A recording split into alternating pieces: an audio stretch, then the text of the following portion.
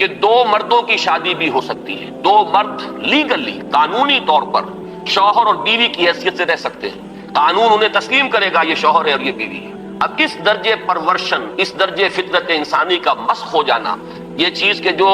ناقابل قیاس ہے، لیکن یہ کہ بالفعل دنیا کے اندر یہ موجود ہے۔ اور پچھلے دنوں جب مجھے اتفاق ہوا جانے کا سویڈن، تو وہاں معلوم ہوا کہ ایک پاکستانی بھی ہیں، ایک سرحد کے رہنے والے صاحب، جنہوں نے کہ ایک لڑکے سے وہاں شادی کی ہوئی ہے اور قانونی اعتبار سے وہ میاں اور بیوی کی حیثیت سے وہاں مسلم طور پر زندگی گزار رہے ہیں۔ یہ جو معاملہ ہے، مجھے زیادہ صدمہ جس بات کا ہوا وہ اس پہلو سے کہ اس معاشرے کی جو اچیومنٹس ہیں، جو انہوں نے خوبیاں حاصل کی ہیں، ہمارا معاشرہ جو ہے ان کے بارے میں تو سوچنے کو بھی تیار نہیں۔ مثلاً یہ کہ سیاسی سطح پر مساوات، معاشی کفالت کا اصول کہ کوئی شخص وہاں بھوکا نہیں رہ سکتا۔ اگر آپ کو ہماری یہ ویڈیو پسند آئے تو ہمارے چینل کو لائک اور سبسکرائب کریں۔ شکریہ۔ انسان میں جو ایک جنسی طلب ہے، اس میں جو ایک شہوت کا مادہ ہے، انسان نے خام خواہ اپنے اوپر قدغنیں عائد کر لی ہیں، اور صحیح اور غلط اور جائز اور ناجائز، ماں بیٹی بیوی میں خام خواہ کی ایک تفریق ہے جو انسان نے قائم کر لی ہے۔ یہ تمام تفریقیں غیر فطری ہیں، اس لیے کہ حیوانات میں ہم یہ دیکھتے ہیں کہ ایسی کوئی تفریق موجود نہیں ہے، بلکہ یہ کہ جیسے پیاس لگے کسی انسان کو تو پانی جہاں سے مل جائے، یا یہ کہ اگر بھوک لگتی ہے تو جہاں سے بھی اس کی انسان تشفی کر لے، اسی طور سے یہ بھی ایک انسان کی طبعی خواہش ہے، جیسے وہ ابھرے ویسے ہی اس کو جس طور سے بھی موقع ملے اس کی تسکین حاصل کر لینی چاہیے۔ یہ دو اصل میں فلسفیانہ نقطہ نظر، اور جیسا کہ میں نے عرض کیا، خاص طور پر ادب کے میدان سے، لٹریچر کے میدان سے، خاص طور پر افسانوی انداز میں، ناولوں کے انداز میں، ڈراموں کے انداز میں یہ فکر پھیلایا گیا۔ یہ فکر ہے کہ جس نے مغرب کی تہذیب کا جو یہ سماجی عنصر ہے، اسے واقعتاً یہ ہے کہ ایک سنڈاس بنا کر رکھ دیا ہے۔ جیسا کہ میں نے عرض کیا کہ ویسے تو پورے یورپ میں، اور اسی کا عکس ہے اس وقت پوری دنیا میں، اس تہذیب کے اثرات موجود ہیں، لیکن یہ کہ درجات ہیں۔ تو درجے کے اعتبار سے دیکھا جائے تو غالباً برطانیہ کا معاشرہ اور اس کے ساتھ یہ اسکینڈینیوین کنٹریز جو ہیں، یہ اس معاملے میں اس وقت پوری نوع انسانی کے امام شمار کیے جا سکتے ہیں۔ مجھے چونکہ امریکہ بھی جانے کا اتفاق ہوتا رہتا ہے، تو میں نے یہ محسوس کیا کہ امریکی معاشرہ ابھی اس اعتبار سے بہت پیچھے ہے۔ یورپ کو اس میں پیش قدمی کا اور امامت کا شرف حاصل ہو چکا ہے، اور خاص طور پر یورپ میں بھی یہ تین ممالک جو ہیں یہ بہت آگے نکل گئے ہیں۔ چنانچہ شرم اور حیا نام کی کسی شے کا کوئی وجود وہاں نہیں ہے، عصمت و عفت کا کوئی تصور موجود نہیں۔ معلوم ہوتا ہے کہ یہ چیزیں انسان کی لغت کی میں سے خارج ہو چکی ہیں، اس کے سوچ کے دائرے سے باہر ہو چکی ہیں۔ اور اسی کا سب سے بڑا مظہر یہ ہے کہ آپ کو معلوم ہوگا کہ برطانیہ میں بھی یہ قانون منظور ہو چکا ہے، اور اسکینڈینیوین کنٹریز میں بھی، کہ دو مردوں کی شادی بھی ہو سکتی ہے، دو مرد لیگلی قانونی طور پر شوہر اور بیوی کی حیثیت سے رہ سکتے ہیں، قانون انہیں تسلیم کرے گا یہ شوہر ہے اور یہ بیوی ہے۔ اب اس درجے پرورشن، اس درجے فطرت انسانی کا مسخ ہو جانا، یہ چیز کہ جو ناقابل قیاس ہے، لیکن یہ کہ بالفعل دنیا کے اندر یہ موجود ہے۔ اور پچھلے دنوں جب مجھے اتفاق ہوا جانے کا سویڈن، تو وہاں معلوم ہوا کہ ایک پاکستانی بھی ہیں، ایک سرحد کے رہنے والے صاحب، جنہوں نے کہ ایک لڑکے سے وہاں شادی کی ہوئی ہے اور قانونی اعتبار سے وہ میاں اور بیوی کی حیثیت سے وہاں مسلم طور پر زندگی گزار رہے ہیں۔ یہ جو معاملہ ہے، مجھے زیادہ صدمہ جس بات کا ہوا وہ اس پہلو سے کہ اس معاشرے کی جو اچیومنٹس ہیں، جو انہوں نے خوبیاں حاصل کی ہیں، ہمارا معاشرہ جو ہے ان کے بارے میں تو سوچنے کو بھی تیار نہیں۔ مثلاً یہ کہ سیاسی سطح پر مساوات، معاشی کفالت کا اصول کہ کوئی شخص وہاں بھوکا نہیں رہ سکتا، ہر شخص کی گویا کہ کفالت جو ہے وہ ریاست کے ذمہ ہے۔ وہ باتیں جو اسلام نے دی تھی، جو حضرت عمر فاروق رضی اللہ تعالیٰ عنہ کے قول منسوب ہے کہ اگر دجلہ و فرات کے کنارے کوئی کتا بھی بھوکا پیاسا مر گیا تو عمر قیامت کے دن ذمہ دار ہوگا، یہ نقشہ واقعہ ہے۔ تسلیم کرنا پڑتا ہے کہ ان لوگوں نے اس چیز کو آج کی دنیا میں بالفعل حاصل کر کے دکھایا ہے۔ سماجی مساوات کا یہ عالم کہ اگر کوئی فائنینس منسٹر، اسے بھی اگر اپنا چیک کیش کرانا ہے تو وہ بھی بینک میں اسی طرح لائن میں لگتا ہے جیسے کوئی عام شہری لگتا ہے۔ یہ سماجی مساوات کہ غریب سے غریب آدمی بھی وہاں پر جو بھی ہے، چاہے وہ ویلفیئر پر زندگی گزار رہا ہو، وہ خود معذور ہو چکا ہو، اور صرف اسے حکومت کی طرف سے جو ہے سہولتیں حاصل ہو، لیکن اس کا بچہ بھی اگر بیمار ہوگا تو اسے وہی علاج میں اثر آئے گا جو وہاں کسی کروڑ پتی کے بچے کو علاج میں اثر آئے گا، اور اس کے بچے کو بھی وہی تعلیم ملے گی جو کسی منسٹر کے بچے کو تعلیم حاصل ہو سکے۔ یہ چیزیں جو ان کے ہاں اچھی ہیں فی الواقع، جو اصلاً تو ہماری تھی، لیکن یہ ہے کہ اس وقت اگر ہمیں وہاں پر یہ چیزیں نظر آتی ہیں تو مجھے تو وہی احساس ہوا تھا کہ کتابیں اپنے آبا کی یہ موتی علم و حکمت کے جو دیکھیں، ان کو یورپ میں تو دل ہوتا ہے سی پارا، چیزیں ہماری تھیں لیکن یہ انہوں نے کر کے دکھائی. بدقسمتی ہماری یہ ہے کہ ان چیزوں کے بارے میں تو ابھی ہمارے ہاں کوئی سوچ نہیں, ادھر پیش قدمی کا کوئی امکان نہیں. ہم سینکڑوں کوس دور ہیں اس سے کہ اس قسم کے کوئی ہم معاشرتی ارتقاء جو ہے اس کے بارے میں سوچ بھی سکے. لیکن جو ان کی گندگی ہے جس نے کہ ان کو تباہ کر کے رکھ دیا ہے, خاندانی نظام ٹوٹ پھوٹ کر رہ گیا. جیسا کہ میں نے عرض کیا کہ شرم اور حیا جو ہے وہ ان کی لغت سے خارج ہو چکے ہیں, عصمت و عفت کے الفاظ بے معنی ہو چکے ہیں. یہ وہ گندگیاں ہیں کہ جن کو اپنے اس معاشرے کے اندر لانے کے لیے ہمارے ہاں ایک طبقہ ہے کہ جو پورے طور پر فعال ہے, اگرچہ عددی اعتبار سے اس کی کوئی حیثیت نہیں, وہ ایک بہت ہی حقیر اقلیت ہے, لیکن معنوی حیثیت ہے. اخبارات میں ان کے مضامین چھپتے ہیں, وہ دانشور شمار ہوتے ہیں, سرکاری حلقے جو ہے وہ ان کو سپورٹ کرتے ہیں, ذرائع ابلاغ جو ہے ان تک ان کی رسائی ہے. لہذا اس معاشرے میں تیزی کے ساتھ یہ چیزیں جو ہیں وہ سرایت کرتی چلی جا رہی ہیں. بہرحال اس تمہید کے بعد اصلاً مجھے جس موضوع پر گفتگو کرنی ہے میں اس کی طرف آ رہا ہوں. میں جہاں تک پردہ اور زنا کے استئصال کے لیے جو دوسری تدابیر اسلام نے اختیار کی ہیں, جہاں تک اس کا تعلق ہے اس پر انشاءاللہ علیحدہ کسی موقع پر تقریر کروں گا. آج کے لیے میں نے طے کیا ہے کہ صرف اس مسئلے کو اچھی طرح ہم تھریش کریں, دیکھیں کہ واقعتاً نظریہ مساوات مرد و زن اس میں کوئی حصہ درست ہے یا نہیں ہے, تو کون سا ہے. ہمارے سامنے کسوٹی اور معیار جو ہے وہ اللہ کی کتاب ہے, اس کے رسول صلی اللہ علیہ وسلم کی سنت ہے. ہمیں ان دونوں چیزوں کے حوالے سے دیکھنا ہے کہ اس نظریے میں صداقت کا ایلیمنٹ کتنا ہے اور دھوکہ اور فریب کا حصہ کتنا ہے. میں سب سے پہلے تو یہ عرض کروں گا کہ اسلام بھی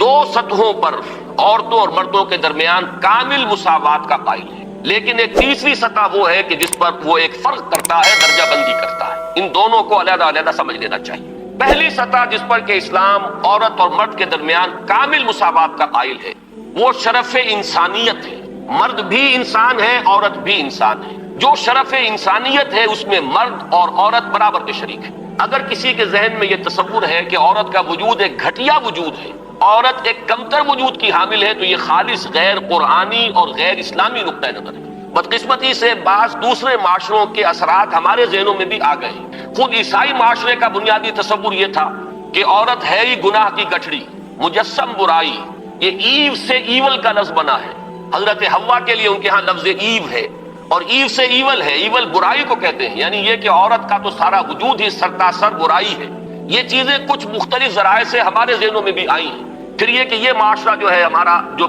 پس منظر ہے تاریخی ہندو معاشرہ, اس میں بھی عورت کے گھٹیا ہونے کا تصور موجود ہے. تو سب سے پہلے یہ کہ ہمیں اپنے قلوب کا, اذہان کا جائزہ لے لینا چاہیے کہ اگر اس طرح کا کوئی جرثومہ ہمارے فکر میں ہے تو یہ خالص غیر قرآنی, غیر اسلامی. شرف آدمیت جس کا نام ہے اس میں عورت اور مرد برابر اور مساوی طور پر شریک ہیں. میں نے اس کے ضمن میں آپ کے سامنے ایک تو آیت مبارکہ پڑھی ہے سورہ نساء کی. آپ کو معلوم ہے کہ معاشرتی مسائل پر قرآن مجید کی جامع ترین سورت سورہ نساء ہے. اس کا آغاز ہی اس سے ہوتا ہے کہ یا ایھا الناس, اے لوگو, اتقوا ربکم الذی خلقکم من نفس واحدۃ وخلق منھا زوجھا وبث منھما رجالا کثیرا ونساء. اے لوگوں, اپنے اس رب کا تقوی اختیار کرو جس نے تمہیں ایک انسانی جان سے پیدا کیا, اسی سے اس کا جوڑا بنایا, اور ان دونوں سے کثیر تعداد میں مردوں اور عورتوں کو زمین میں پھیلا دیا. گویا کہ پوری نوع انسانی ایک انسانی جوڑے کی نسل ہے. آدم اور حوا علیہ السلام انہی کی اولاد ہے تمام انسان. اس پہلو سے تمام انسان بھی برابر ہیں, اگرچہ نسلیں ان کے اندر وجود میں آ گئی ہیں, اگرچہ شکلیں مختلف ہو گئی ہیں, رنگتیں ان کی تبدیل ہو گئی ہیں, ایک دوسرے سے بہت مختلف ہو گئی ہیں, لیکن یہ کہ تمام شعوب و قبائل کا فرق ہو یا لونی یا لسانی فرق ہو, ان سب کی کوئی حقیقت اس اعتبار سے نہیں ہے کہ کوئی ان میں اونچا ہو جائے کوئی نیچا ہو جائے. کلکم بنو آدم و آدم من تراب, تم سب کے سب جو ہو آدم کی نسل سے ہو, آدم مٹی سے بنائے گئے تھے. لا فضل لعربی علی عجمی ولا لعجمی علی عربی ولا لأحمر علی اسود ولا لأسود علی احمر الا بالتقوی. یہ معاملہ جہاں عربی اور عجمی اور کالے اور گورے کے مابین ہے, وہیں مرد اور عورت کے مابین ایک ہی انسانی نسل. اور آج بھی آپ دیکھیے آدم و حوا سے آگے گزر کر آخر ایک ہی ماں باپ کی اولاد میں بیٹے بھی ہوتے ہیں, بیٹیاں بھی ہوتی ہیں. ایک ہی باپ کے نطفے سے بیٹا بھی ہے اور بیٹی بھی ہے. ایک ہی ماں کے بدن سے بیٹی کی بھی ولادت ہو رہی ہے اور بیٹے کی بھی ہو رہی ہے. تو کوئی فرق و امتیاز ان کے مابین اس پہلو سے کہ مرد مرد ہونے کے ناطے اعلیٰ ہو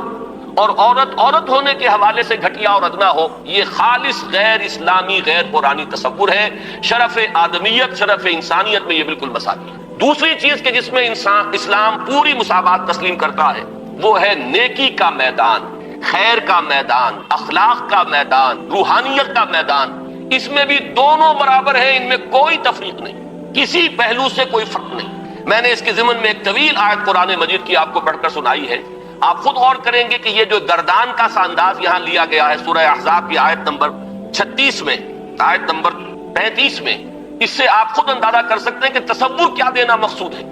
ان المسلمین والمسلمات، بے شک مسلمان مرد مسلمان عورتیں، والمومنین والمومنات، مومن مرد مومن عورتیں، والقانتین والقانتات، فرما بردار مرد فرما بردار عورتیں، والصادقین والصادقات، راست باز مرد راست باز عورتیں، والصابرین والصابرات، صبر کرنے والے مرد اور صبر کرنے والی عورتیں، والخاشعین والخاشعات، اللہ سے خشوع کا تعلق رکھنے والے، اللہ کے سامنے جھکنے والے مرد اور جھکنے والی عورتیں، والمتصدقین والمتصدقات، اور صدقہ دینے والے مرد اور صدقہ دینے والی عورتیں، والصائمین والصائمات، اور روزہ رکھنے والے مرد اور روزہ رکھنے والی عورتیں، والحافظین فروجہم والحافظات، اور اپنی شرمگاہوں کی حفاظت کرنے والے مرد اور اپنی شرمگاہوں کی حفاظت کرنے والی عورتیں، والذاکرین اللہ کثیرا والذاکرات، اور اللہ کا ذکر کثرت سے کرنے والے مرد اور اللہ کا ذکر کثرت سے کرنے والی عورتیں، اعد اللہ لہم مغفرۃ واجرا عظیما،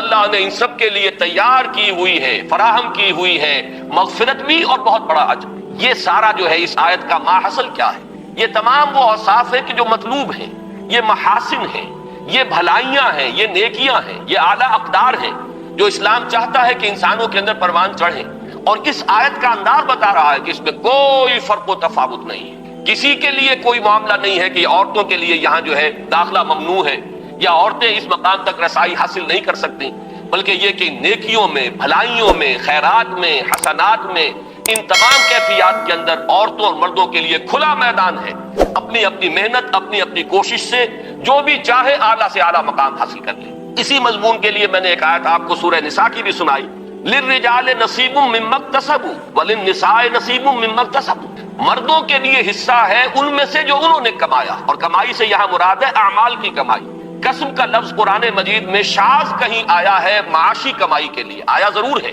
لیکن بہت شاذ۔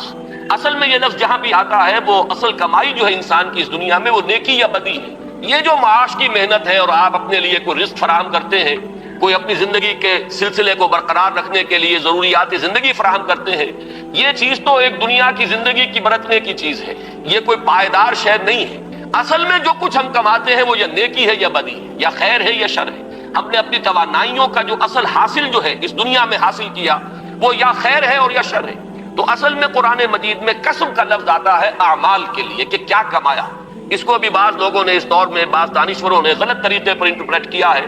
اس کو سمجھ لینا چاہیے کہ یہاں اس آیہ مبارکہ میں لفظ کسب آ رہا ہے انسانی اعمال کے لیے۔ للرجال نصیب مما اکتسبوا، جو کمائی مرد کریں گے انہیں اس میں سے حصہ مل جائے گا، وللنساء نصیب مما اکتسبن، اور جو کمائی عورتیں کریں گی وہ اس میں سے حصہ پائیں گی۔ یہ نہیں ہے کہ مرد کی کمائی میں سے عورت کو حصہ مل جائے اور عورت کی کمائی میں سے مرد کو حصہ مل جائے۔ شوہر کی اگر نیکی ہے تو اس کا فائدہ شوہر ہی کو پہنچے گا، بیوی کو نہیں پہنچ سکے گا، اور بیوی کی اگر نیکی ہے تو اس کا فائدہ بیوی ہی کو پہنچے گا، شوہر کو نہیں پہنچے گا۔ وَاسْأَلُوا اللَّهَ مِن فَضْلِهِ، اور یہ میدان کھلے ہوئے ہیں، اللہ سے سوال کرو، درخواست کرو، اس کے فضل میں سے مانگو جتنا مانگ سکتے ہو۔ یہ مانگنے کے لیے بھی ایک استعداد مطلوب ہے۔ انسان اللہ تعالیٰ کے ساتھ اپنا قبلہ درست کرے گا اللہ کی طرف، اللہ کے ساتھ اپنے اندر اخلاص پیدا کرے گا، تبھی مانگنے کی بھی اس کے اندر صلاحیت پیدا ہوگی، تبھی وہ واقعی اطمینان قلب کے ساتھ اللہ کے سامنے دست سوال دراز کر سکے گا۔ ان اللہ کان بکل شیء علیما، یقیناً اللہ تعالیٰ ہر چیز کا علم رکھتا ہے، وہ ہر ایک کو اس کی استعداد کے مطابق، اس کی محنت کے مطابق، اس کی کوشش کے مطابق عطا فرماتا ہے۔ اس میں ایک آیت اور چاہتا ہوں کہ آپ حضرات کے سامنے رکھوں، اور اس کے حوالے سے ذرا میں ہماری تاریخ کا جو صدر اول ہے، صحابہ کرام کا دور، اور اس میں سے بھی بالکل سابقون الاولون کا جو دور ہے، اس میں سے چند حوالے دینا چاہتا ہوں کہ کس طرح ہمارے سامنے ان معاملات میں عورت اور مرد بالکل، میں یہاں جان بوجھ کر لفظ استعمال کر رہا ہوں شانہ بشانہ، کہ جو آج غلط طریقے پر استعمال ہو رہا ہے، مختلف میدانوں میں عورت اور مرد کو شانہ بشانہ چلانے کی کوشش ہو رہی ہے، اصل میں یہ میدان ہے کہ جہاں مرد اور عورت شانہ بشانہ چلنے چاہیے۔ وہ سورہ آل عمران کے آخری رکوع کی آیت ہے۔ آپ میں سے اکثر حضرات کے ذہن میں ہوگا کہ اس مقام پر اللہ تعالیٰ نے اپنے کچھ نیک بندوں کی دعا نقل کی ہے، بڑی طویل دعا ہے، اور اس دعا کے بعد فوراً جو آیت آتی ہے اس میں اس دعا کی قبولیت کا اعلان ہے۔ فاستجاب لهم ربهم انی لا اضیع عمل عامل منکم من ذکر او انثی بعضکم من بعض. تو اللہ نے ان کی دعا قبول فرمائی اور یہ ارشاد فرمایا کہ میں تو تم میں سے کسی بھی عمل کرنے والے کے کسی بھی عمل کو ضائع کرنے والا نہیں ہوں، خواہ وہ مرد ہو خواہ عورت. بعضکم من بعض، تم سب ایک دوسرے ہی سے ہو، ایک ہی باپ کی اولاد میں بیٹے اور بیٹیاں اور ایک ہی ماں کے بطن سے بیٹے اور بیٹیاں. معلوم ہوا کہ تمہیں اگرچہ ہم نے مذکر اور مؤنث بنایا ہے، مرد اور عورت کی شکل دی ہے، لیکن یہ کہ تم ہو ایک ہی انسان، انسانیت کی جو نسل ہے اسی سے تعلق رکھنے والے. فالذین ہاجروا، اب یہاں اللہ تعالیٰ نے کچھ چوٹی کے اعمال کا ذکر کیا ہے. ایک اعمال تو وہ تھے جو سورہ احزاب کی آیت میں ہمارے سامنے آ چکے ہیں، یہ زیادہ تر انفرادی نوعیت کے ہیں. انسان کی نیکی ہے، راست بازی ہے، اللہ کا ذکر ہے، اپنی عصمت و عفت کی حفاظت ہے، صدقہ ہے، خیرات ہے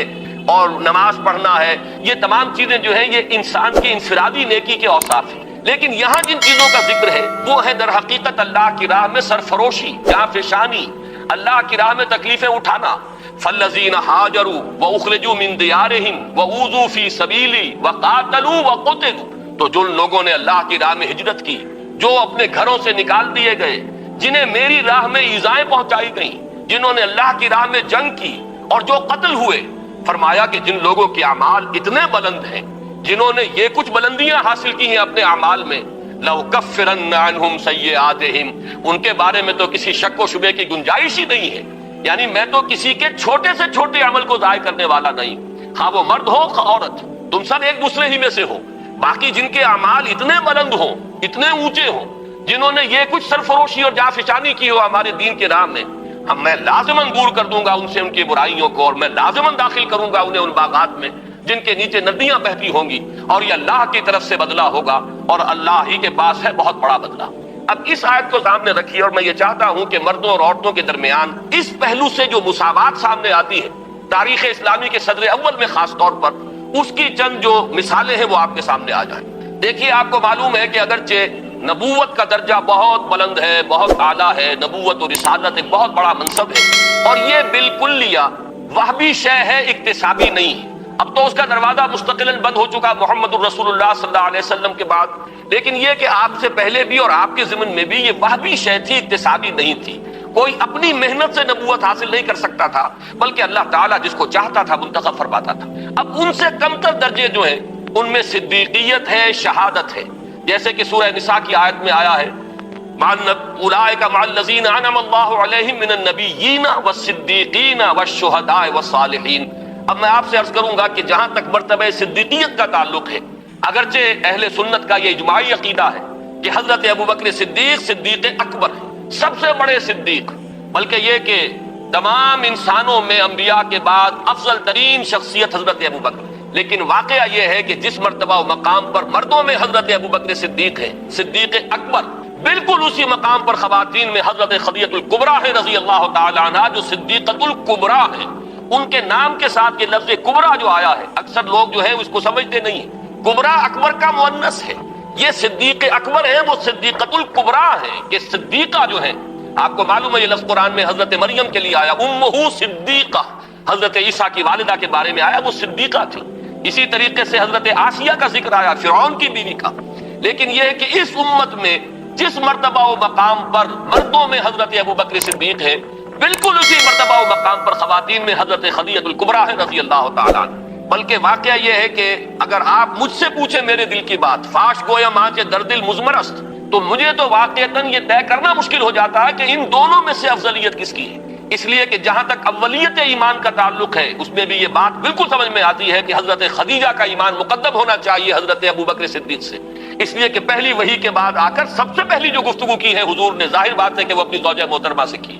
جس طریقے سے انہوں نے تصدیق کی ہے اور جس طریقے سے حضور کو تسلی دی ہے اور دلجوئی ان کی فرمائی ہے کہ آپ گھبرائیں نہیں. جب آپ نے فرمایا کہ انی خشیت علی نفسی، مجھے تو اپنی جان کا اندیشہ ہو گیا، تو کس درجے بلند دلیل کے ساتھ آپ کو تسلی دی ہے. اللہ آپ کو ضائع نہیں کرے گا، آپ تو غریبوں کی سرپرستی فرمانے والے، بیواؤں کی مدد کرنے والے، اللہ تعالیٰ آپ کو ضائع نہیں کرے گا. پھر یہ کہ حضرت صدیق اکبر کے فضائل کا سب سے بڑا باب جو شمار ہوتا ہے وہ یہ ہے کہ انہوں نے حضور صلی اللہ علیہ وسلم کے مشن پر اپنی پوری دولت لگا دی. دو مواقع ایسے آئے ان کی زندگی میں، ایک مکی دور میں، ایک مدنی دور میں. مکی دور میں جب کہ ہجرت کے لیے تشریف لے جا رہے ہیں تو ایک پیسہ بھی گھر والوں کے لیے نہیں چھوڑا ہے۔ اول تو یہ کہ وہ ساری دولت ان کی سکڑ چکی تھی، اس وقت تک صرف ہو چکی تھی، کتنے ہی غلام اور کتنی ہی کنیزیں انہوں نے خریدی اپنے پیسے سے اور انہیں آزاد کیا جو ایمان لے آئے تھے اور جنہیں ستایا جا رہا تھا۔ پھر یہ کہ کاروبار میں سے تو سارا وقت اب نکل چکا تھا دعوت اور تبلیغ دین کے لیے، جو کچھ رہ گیا تھا وہ بھی لے کر حضور کے ساتھ صلی اللہ علیہ وسلم وہ تشریف لے گئے۔ پھر یہ کہ آپ کو معلوم ہے غزوہ تبوک کے موقع پر ہوا ہے کہ جو کچھ گھر میں تھا جھاڑو پھیر کر لا کر حضور کی خدمت میں پیش کر دیا۔ لیکن آپ غور کیجئے کہ بعین ہی یہی مقام حضرت خدیجہ الکبریٰ کا ہے رضی اللہ تعالی عنہا، وہ متمول ترین خاتون جن سے نکاح کے بڑے بڑے سرداران قریش جو ہے وہ متمنی تھے، انہوں نے اپنی پوری دولت جس طرح قدموں میں ڈالی ہے محمد الرسول اللہ صلی اللہ علیہ وسلم کے اور جس طرح ان کے ڈسپوزل پر رکھ دی ہے کہ جس طرح چاہیں سرو کریں، تو اس معاملے میں بھی واقعہ یہ ہے کہ یہ کہنا مشکل ہے کہ کس کا درجہ جو ہے وہ افضل ہے، کون اعلیٰ ہے، کون اس میں پیش قدمی لے گیا ہے۔ بس جیسے ایمان کے بارے میں ہم نے عافیت تلاش کی ہے کہ ہم اس طریقے سے کہہ کر اور اس میں آگے فیصلہ کرنے سے اپنے آپ کو بچا لیتے ہیں کہ عورتوں میں سب سے پہلے ایمان لانے والی حضرت خدیجہ، اور آزاد مردوں میں سب سے پہلے ایمان لانے والے حضرت ابو بکر، اور بچوں میں سب سے پہلے ایمان لانے والے حضرت علی، اور غلاموں کے طبقے میں سب سے پہلے ایمان لانے والے حضرت زید ابن حارثہ۔ اسی طریقے سے یوں سمجھیے کہ ان دونوں میں اگر کوئی افضلیت کا فیصلہ ہم نہ کرنا چاہیں تو کہہ سکتے ہیں کہ مردوں میں صدیق اکبر حضرت ابو بکر ہے رضی اللہ تعالی عنہ، اور خواتین میں صدیقۃ الکبریٰ حضرت خدیجہ ہے رضی اللہ تعالی عنہ۔ اس سے آگے چلیے ہجرت کا معاملہ ہے۔ اب آپ دیکھیے کہ حضرت عثمان ہجرت فرما رہے ہیں حبشہ کی طرف، ان کی زوجہ محترمہ حضرت رقیہ ان کے ساتھ، اور حضور نے فرمایا کہ یہ پہلا جوڑا ہے کہ جو اللہ کی راہ میں ہجرت کر رہا ہے حضرت لوط اور ان کی اہلیہ کے بعد۔ وہ بھی جب اللہ کی راہ میں ہجرت کے لیے نکلے تھے تو اپنی وہ ایک انسانی جوڑا نکلا تھا، اور آج یہ عثمان اور ان کی اہلیہ حضور کے لخت جگر حضرت رقیہ، یہ دونوں میاں بیوی بھی اللہ کی راہ میں ہجرت کر رہے ہیں۔ پھر اسی موقع پر ہمیں معلوم ہوتا ہے کہ حضرت ام حبیبہ رضی اللہ تعالیٰ عنہ انہوں نے بھی ہجرت کی، ان کا شوہر بھی مسلمان تھا، دونوں نے ہجرت کی، لیکن یہ کہ شوہر پر ایسی افتاد پڑی ہے حبشہ میں جانے کے بعد کہ وہ مرتد ہو گیا، عیسائی ہو گیا، شراب کا بہت زیادہ عادی تھا اور اسی کی وجہ سے اپنی عقل اور ہوش و خرد کو کھو گیا، اور چونکہ پھر حضرت ام حبیبہ وہاں بغیر شوہر کے رہ گئی، یہی وجہ ہے کہ حضور نے پھر پیغام بھجوایا ہے ان کی دلجوئی کے لیے، اس لیے کہ صاحبداری کس کی ہے؟ ابو سفیان کی، وہ جو کہ قریش کے سردار ہیں۔ تو حضرت ام حبیبہ کا نکاح پھر حضرت نجاشی نے پڑھایا ہے اور اپنے پاس سے مہر ادا کیا ہے، اور یہ حضور صلی اللہ علیہ وسلم خود مدینے میں تھے، نکاح یہاں ہوا، بعد میں وہ پہنچی ہے مدینہ منورہ۔ تو میں اس وقت صرف یہ بتانا چاہ رہا ہوں کہ اللہ کی راہ میں ہجرت میں بھی مرد اور عورت ہمیں شانہ بشانہ نظر آ رہے ہیں، اس میں بھی ان کی اچیومنٹس وہی ہیں کہ جو مردوں کی۔ اوذو فی سبیلی کا معاملہ لیجئے تو حضرت سمیہ اور حضرت یاسر رضی اللہ تعالی عنہما شانہ بشانہ اس معاملے میں آپ کو نظر آئیں گے کہ جتنی ایذائیں ابو جہل نے پہنچائی ہیں حضرت یاسر کو، اتنی ہی ایذائیں جو ہے برداشت کی حضرت سمیہ نے۔ جس وحشیانہ اور ظالمانہ انداز میں شہید کیے گئے ہیں حضرت یاسر، اسی طرح وحشیانہ اور بربریت کے انداز میں حضرت سمیہ نے جام شہادت نوش کیا ہے۔ اس معاملے کے اندر بھی وہ مساوات ہمیں نظر آ رہی۔ تو معلوم یہ ہوا کہ یہ تمام مقامات بلند جہاں شرف انسانیت میں مرد اور عورت برابر ہیں، اور اس میں وہ اوصاف کے جو سورہ احزاب کی آیت نمبر 35 میں ہمارے سامنے آ چکے، جس آیت کا جو انداز بتا رہا ہے کہ اس میں کوئی فرق و تفاوت نہیں ہے، بلکہ ان تمام اوصاف میں کھلا میدان ہے۔ عورت اپنی محنت کے مطابق آگے بڑھے، مرد اپنی محنت کے مطابق جو مرتبہ اور مقام حاصل کرنا چاہے کر لے۔ اسی طریقے سے دین کی خدمت میں، دین کے لیے سرفروشی، جانفشانی، ہجرت ہے، اور اللہ کی راہ میں ایذاؤں کو برداشت کرنا ہے۔ جس طرح حضرت بلال اور حضرت ابو فقیہ کو مارا گیا ہے اور پیٹا گیا، اسی طرح حضرت زنیرہ اور بعض دوسری بانیاں ہیں جو ایمان لے آئی حضور صلی اللہ علیہ وسلم پر، انہیں بھی مارا اور پیٹا گیا ہے۔ جس طریقے سے حضرت ابو بکر نے حضرت بلال، حضرت ابو فقیہ کو خرید کر آزاد کیا، اسی طرح متعدد بانیاں ہیں جو ایمان لے آئی تھی اور ان کو انہوں نے اپنے پیسے سے خریدا اور آزاد کیا۔ تو یہ وہ میدان ہے کہ جس میں کامل مساوات ہے، یعنی شرف انسانیت میں کامل مساوات، دینی مقامات، روحانی مقامات۔ بعد میں بھی ہمیں نظر آتا ہے حضرت جنید بغدادی ہے رضی اللہ تعالیٰ عنہ، تو رابعہ بصریہ بھی ہے رحمت اللہ علیہما، تو ان میں معلوم ہوتا ہے کہ یہاں بھی کوئی فرق اور امتیاز ہمیں نظر نہیں آتا۔ صحابہ کرام میں فقہائے صحابہ کے درجے میں حضرت عمر، حضرت علی نظر آ رہے ہیں، تو فقہائے صحابہ میں حضرت عائشہ صدیقہ رضی اللہ تعالیٰ عنہ کا مقام بہت بلند ہے۔ تو معلوم یہ ہوا کہ ان تمام چیزوں میں اسلام مساوات کا قائل ہے،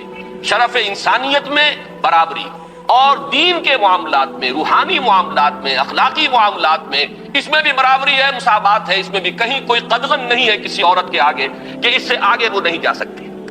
البتہ تیسری سطح جو ہے جس کے بارے میں مجھے عرض کرنا ہے، اسے اگر میں کہوں کہ وہ سطح ہے انتظامی اور قانونی، تو یہاں یقیناً اسلام نے ایک فرق و تفاوت پیدا کیا ہے۔ لیکن اس فرق و تفاوت کے اندر بھی ایسا نہیں ہے کہ ایک طبقے کو بالکل گرا دیا گیا ہو اور کسی بھی پہلو سے اس کی کوئی کمپنسیشن نہ ہو، بلکہ یہاں اگرچہ درجہ بندی ہے لیکن یہ کہ ایک توازن پیدا کیا گیا ہے۔ میں آج خاص طور پر اس نقطے کو واضح کرنا چاہتا ہوں کہ اگرچہ انتظامی اور قانونی اعتبار سے فرق و تفاوت ہے، درجہ بندی ہے، لیکن یہ کہ اسلام نے ایک نہایت حسین توازن پیدا کیا ہے اس میں، اور اس کے لیے یہ بات پہلے سمجھ لیجئے کہ اسلام چونکہ خاندان کے ادارے کو مضبوط کرنا چاہتا ہے، یہ انسانی معاشرے کی اکائی ہے، یہ بیسک یونٹ ہے، خاندانوں سے مل کر معاشرہ بنتا ہے، معاشرہ ہی ہے کہ جس کے اوپر پھر ایک انتظامی سطح پر ریاست اور حکومت کا تصور آتا ہے۔ اسی کے معاشی معاملات کو منضبط کرنے کے لیے آج کا معاشیات کا فن ہے جو ایک بہت بڑا علم بن چکا ہے، لیکن یہ کہ جب اینالائز کریں گے تو معلوم ہوگا کہ انفرادیت سے اجتماعیت کی طرف پہلا قدم کیا ہے؟ ایک مرد اور ایک عورت کے مابین رشتہ ازدواج،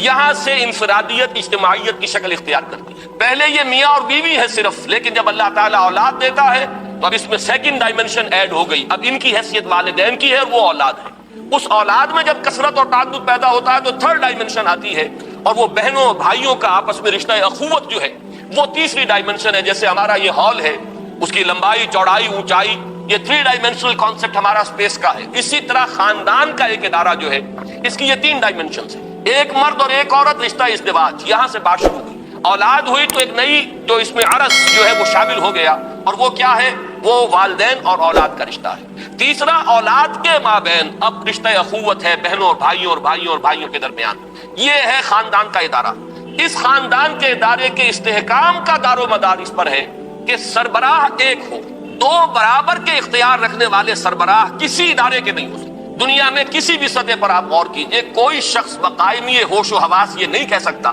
کہ کسی اجتماعی ادارے کے 2 بالکل مساوی اختیارات رکھنے والے سربراہ ہو سکتے ہیں۔ کوئی محکمہ 2 ڈائریکٹرز نہیں ہو سکتے، ڈائریکٹر ایک ہوگا، اس کے نیچے آپ ڈپٹی ڈائریکٹر اور جوائنٹ ڈائریکٹر جتنے چاہیں آپ بنا لیجئے، اسسٹنٹ ڈائریکٹر بنا لیجئے، فوج کی فوج کر لیجئے، لیکن اوپر جا کر اگر ایک نہیں ہوگا تو وہ نظام کبھی بھی درست نہیں رہے گا۔ آپ کی کوئی بہت بڑی فرم ہے، مینیجنگ ڈائریکٹر ایک ہوگا، نیچے ڈائریکٹرز کی چاہے آپ نے کتنی لمبی چوڑی فوج جو ہے وہ بنا لی ہو، لیکن مینیجنگ ڈائریکٹر ایک ہو۔ یہی وہ چیز ہے جسے قرآن مجید بطور دلیل اختیار کرتا ہے توحید کے لیے، کہ اگر اس کائنات میں ایک سے زیادہ با اختیار ہستیاں ہوتی تو اس میں درہم برہم ہو جاتا نظام، لفسدتا، تو فساد پیدا ہو جاتا، کسی کی مرضی کچھ ہوتی، کسی کی مرضی کچھ ہوتی، کوئی کسی حکمت پر عمل کرنا چاہتا، کسی کے سامنے کوئی اور مصلحت ہوتی۔ یہ حکمتوں اور مصلحتوں کا ٹکراؤ اور اختلاف رائے جو ہے اس کائنات کے اندر جو نظم نظر آ رہا ہے، اس میں جو محسوس ہوتا کہیں کوئی رکھنا نہیں ہے، تو یہ در حقیقت دلیل ہے اس کی کہ ایک ہی اختیار، ایک ہی ارادہ،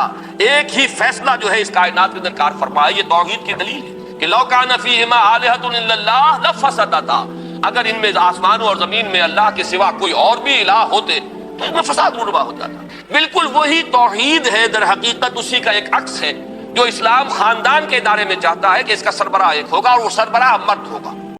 اگر آپ کو ہماری یہ ویڈیو پسند آئے تو ہمارے چینل کو لائک اور سبسکرائب کریں، شکریہ۔